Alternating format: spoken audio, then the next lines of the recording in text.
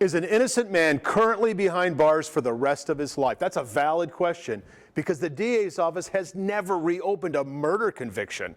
So what new evidence suggests Joseph Webster may not be a killer? We have it all.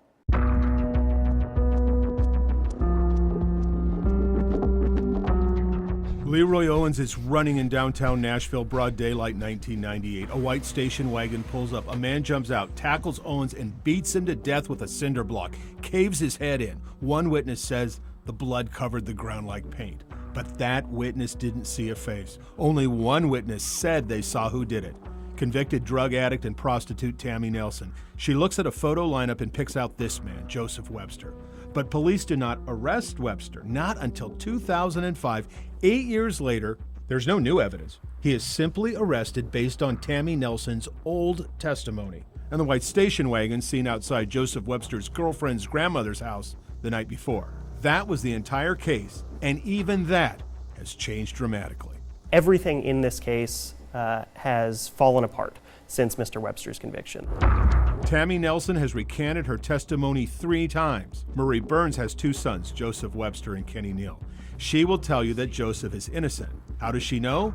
She says because her other son, Kenny Neal, admitted to her that he did it. My child came to me. We was on the porch talking, not 1 time, 2 or 3 times. He keeps saying that they can't say Joseph him. In other words, Mrs. Burns says her son said, how can they pin a murder he did on Joseph? The evidence wouldn't match up. There's more. Kenny Neal's girlfriend at the time was this woman, Shawana Norman. Norman says Kenny Neal also told her he did it. Kenny told me that he had to chase him down and beat the out of him with a brick. Shawana will also tell you Kenny Neal drove the white station wagon much more often than his brother Joseph. She will also tell you doing this interview scares her. I'm doing an interview with you, it's gonna show on the news, everybody's gonna see it, and Kenny's in the free world and he sees it.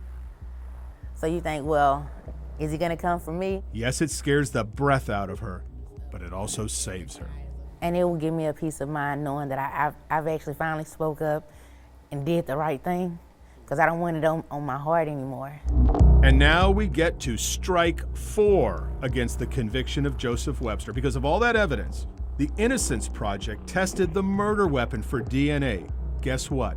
There's a handprint on the brick. It's not Joseph Webster. I think this is simple. I think everything that we find implicates someone else specifically and exonerates Joseph Webster. I think there is more than enough to conclude that they just got this one wrong.